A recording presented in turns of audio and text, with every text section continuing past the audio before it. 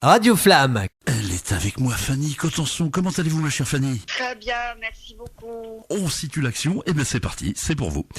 Aujourd'hui, on vous emmène au cœur d'un rendez-vous culturel un peu particulier dans le cadre du festival Culturissimo. Le théâtre municipal de Coutances accueillera une voix que vous connaissez forcément, celle d'une grande comédienne du cinéma et du théâtre français, Fanny Cotenson. Elle viendra prêter son talent et sa sensibilité à une lecture du roman Je voulais vivre d'Adélaïde de Clermont-Tonnerre, un texte fort qui revisite avec audace et émotion une figure mythique de la littérature. C'est l'histoire de Milady, mais racontée de l'intérieur, comme si elle reprenait enfin la parole. À cette occasion, donc, elle est avec nous aujourd'hui. Avant de rentrer dans le vif du sujet, hommage à une grande actrice, ce que je vous disais en antenne.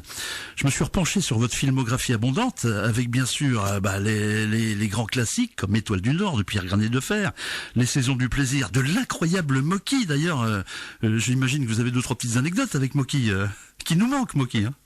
Non, j'adore pas les anecdotes. Non, mais Mocky, c'est un personnage. C'est un personnage fabuleux, Très, très rigolo, oui. Très, très rigolo.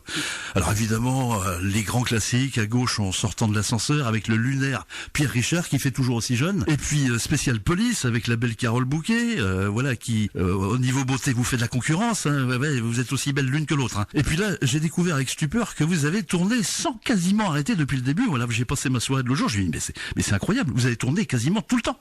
Oui, j'ai bien travaillé dans ma vie, ce qui est une chance et un bonheur. Oui, c'est vrai.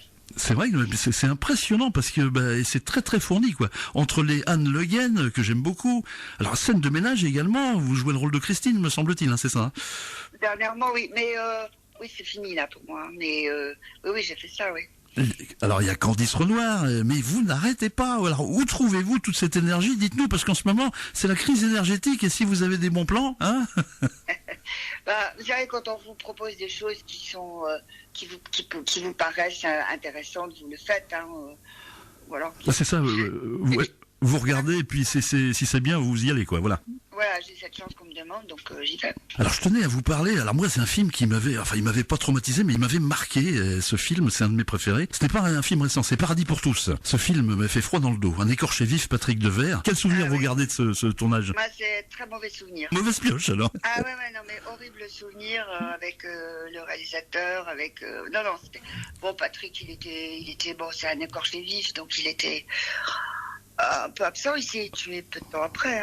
C'était oui, effectivement, c'est 82, je crois. C'était un gentleman, ça c'est sûr. C'est un gentleman, non, mais c'était franchement pas un bon souvenir. Alors le scénario était génial, mais c'est pas Jesua qui aurait dû le tourner, quoi, je trouve, c'est tout. Ah d'accord. Mais c'est vrai que ce film-là, comme vous dites, était captivant. J'en ai un souvenir très vif. Alors on va plutôt, pour corriger le tir, un film qui vous a, un des meilleurs films que vous ayez tourné pour vous. Oh là, j'en sais rien. C'est vrai que vous en avez fait beaucoup. Oui, il y en a que j'aime bien. Il y en a pas. C'était une grande actrice, Bette Davis, qui disait avec toute la filmographie qu'elle avait et avec des immenses films. On lui disait, c'est quoi les films que vous avez? Et elle disait, moi j'aime 4 films, 3. D'accord. C'est vrai que Bette Davis est grande actrice également, incroyable. Non. Mais voilà, donc oui, il y a quelques films que j'aime bien dans tout ce que j'ai fait, oui, bien sûr. Oui, dont vous êtes fier, quoi, voilà. Ouais. Alors en ce moment-là, on revient un peu sur votre actu. Là, en ce moment, vous êtes dans la série César Wagner. Alors 5e saison, ça a commencé en 2020, je crois.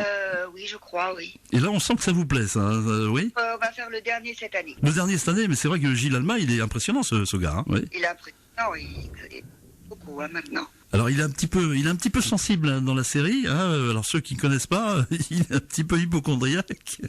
Oui. Oui, c'est rigolo comme personnage.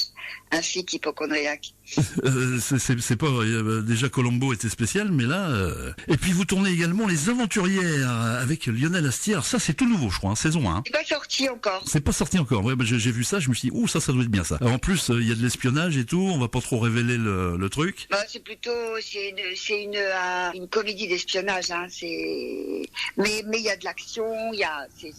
C'est très joyeux avec un personnage quand même la mère et sa fille qui sont pas communs, quoi. Donc je crois que ça va être plutôt sympa. Oui, j'ai l'impression qu'il va y avoir de la friction, d'après ce que j'ai compris. Un peu. Et ouais, alors donc il va falloir que vous vous impliquiez encore physiquement, etc. Non, il y a beaucoup d'actions. Hein. Oui, il y a beaucoup d'actions. Oui. Ouais, c'était très amusant à faire. Alors donc, voilà, bon, on a fait un petit peu le tour de ce court portrait parce qu'il y aura tellement eu à dire, mais on a malheureusement que 12 minutes. Alors, est-ce que vous trouvez toujours autant de plaisir à tourner, voilà, toujours pas de lassitude concernant le 7e art? Non, aucune lassitude dans mon métier. J'ai toujours le même bonheur, la même passion du travail, de l'artisanat bien fait. Ouais, vraiment, c'est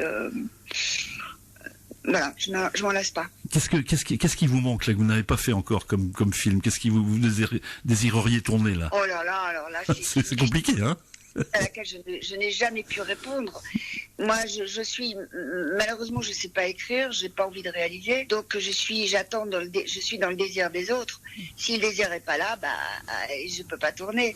Mais voilà, moi j'aime me glisser dans les aventures, dans les histoires, dans l'univers d'un autre ou d'une autre. Mais c'est voilà. C'est ça que le métier de oui. Le bonheur de comédienne, c'est d'avoir quelqu'un en face de moi qui a un univers et dans lequel je vais pouvoir me glisser. Et c'est vrai que c'est le seul métier où on peut faire ça, hein, finalement, hein, quasiment. Je sais pas. J'ai pas réfléchi à ça, si c'est le seul métier, mais en tout cas, c'est le mien, et j'adore ça.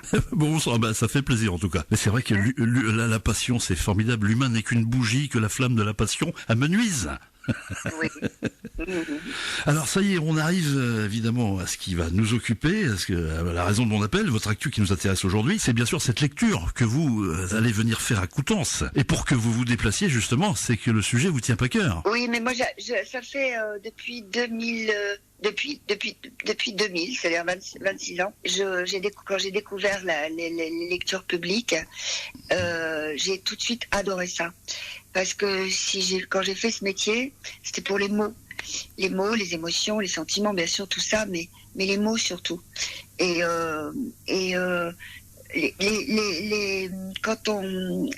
donc quand on fait une lecture de littérature à voix haute, ça c'est très différent de celle que nous faisons chacun dans son coin à voix basse, enfin même en silence. Et c'est vraiment toujours très surprenant et très intéressant et très émouvant d'entendre les mots de littérature prononcés à voix haute. Voilà.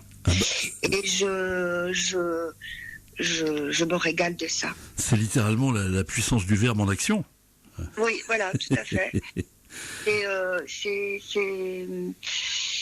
enfin, j'aurais plein d'exemples à vous donner, mais souvent les auteurs qui assistent aux lectures de leurs livres sont toujours très très émus parce que il y a quelque chose d'autre qui se passe. Il y a un phénomène énergétique, oui.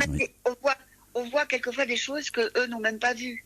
N'aime pas, voilà. Ah, oui, ça va jusque-là, oui. Oui, parce que ça passe à travers notre prisme, les mots passent à travers notre prisme, notre corps, notre voix, notre vision. Et quelquefois, ils sonnent peut-être autrement que quelquefois ce qu'ils avaient imaginé. C'est un autre angle de vue, effectivement, oui, tout à fait, oui, que eux, peut-être, sont incapables de voir, oui. Oh, pas capables, mais en tout cas, c'est très riche. Là, c'est une sorte d'angle mort, on va dire. Alors, qu'est-ce qui vous a touché en premier dans Je voulais vivre d'Adélaïde de Clermont-Tonnerre? Alors, une autre spécificité de ces lectures publiques, c'est qu'on ne m'impose pas, parce que si je veux pas le faire, je le fais pas. Mais on me propose des textes. C'est pas moi qui les choisis. C'est très rare. Ah, c'est pas vous. D'accord. Et ça aussi, c'est mon bonheur. Ça aussi, c'est mon plaisir, parce que comme ça, j'ai découvert des auteurs. Ce livre, par exemple, je ne l'avais pas lu. Et c'est un très, très joli livre. Très intéressant, vraiment. Et très romanesque. Et enfin, elle a pas voulu ressembler à Dumas, parce que de toute façon, c'est impossible. Bah oui. Mais Dumas, c'est Dumas, mais elle a emprunté quand même le côté romanesque des Trois Mousquetaires. Elle a réussi à retrouver ça, oui. Oui, tout à fait. Et là, ça parle d'une manière extrêmement moderne, évidemment, de la place de Milady. C'est-à-dire que même Dumas, dit-elle, hein, je parle de l'autrice, il était un peu ambivalent avec Milady. C'est-à-dire qu'il en a fait un personnage horrible. Ah bah carrément. Et qu'on adore en même temps. Mais il a hésité beaucoup à... Enfin bon, bref. Et donc, elle explique pourquoi elle en est arrivée là et pourquoi et comment les hommes l'ont trahi d'une manière hallucinante. Ah bah carrément, oui. En fait, c'est une sorte de réhabilitation, quoi, d'un personnage historique quelque part. Oui. Athos a essayé de la tuer. Enfin, elle a été vraiment la victime des hommes. Et ça, c'est vachement intéressant. Eh ben, disons que c'est effectivement c'est une lecture qui résonne à notre époque, parce que là, effectivement, la cause des femmes est très importante en ce moment, et ça résonne beaucoup, je trouve, non? C'est peut-être ça qui vous a plu aussi, non? Voilà, complètement. C'est-à-dire que c'était la maman, la putain, elle c'était la putain, voilà, et la salope, et on se pose pas la question de pourquoi. Qu'est-ce qui s'est réellement passé? Tout est à charge dans Les Trois Mousquetaires, à charge de Millet. Et là, on essaye effectivement de la réhabiliter un petit peu, etc. Voilà. Donc là, ce roman, en fait, l'image qui m'est venue tout à l'heure, en fait, vous êtes comme un expert, un œnologue, et vous dégustez les romans quand vous à bandeau, avec un bandeau sous les yeux, quoi. Vous êtes tombé là-dessus et vous avez dit, ouah, banco, quoi. Oui, c'est chouette. Un plaidoyer à rebours, donc, comme pour certaines réhabilitations de grands personnages historiques. Voilà. Ouais, c'est rigolo, non? Ah bah, carrément, oui. Ouais. Alors, vous avez déjà fait cet exercice, vous me disiez, de maintes et maintes fois, alors? Ah, moi, je le fais quand c'est possible de le faire, je le fais. Oui, j'adore ça, vraiment. Qu'est-ce que ça vous... C'est vrai que effectivement, c'est différent de votre métier d'actrice. Qu'est-ce que ça vous apporte en plus? Alors, c'est un plaisir d'abord partagé. C'est vraiment une rencontre et un partage avec le public. Ah oui, d'accord. Oui, vraiment. Parce que quand on joue un rôle au théâtre, quand on joue au théâtre, on n'est pas avec le public, on est avec nos partenaires. Oui, tout à fait, oui. Voilà. Là, on est quand même, on donne à entendre et à partager les mots d'un auteur. C'est assez différent. Et puis, je sais pas, c'est quelqu'un c'était à Montpellier, on faisait je sais plus dans quelle organisation, enfin bon, bref, à Montpellier, la femme qui organisait, elle a dit, en fait, un comédien qui va lire, c'est comme quelqu'un qui va monter à cru un cheval. On ne sait jamais comment ça va. Et oui. On ne sait jamais comment ça va passer. C'est assez magique.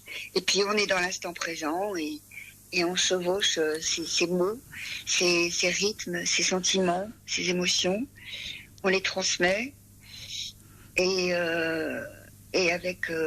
quand vous avez un bel auteur, c'est génial. Vous tutoyez les étoiles. Les mots comme un pur sang, c'est très joli ça, j'aime beaucoup. Comme on dit, vous n'êtes pas à votre coup d'essai, vous avez fait les monologues du vagin aussi dans le même exercice. Ah, alors oui, ça c'était ma première aventure en solo. Mais là, parce que là, je lisais pas. C'était appris, d'accord. Oui. Et c'était du théâtre, quoi. Et oui, c'est un des plus beaux spectacles que j'ai fait, auquel j'ai participé, parce que c'était puissant. C'était très puissant comme ce qu'on avait à raconter.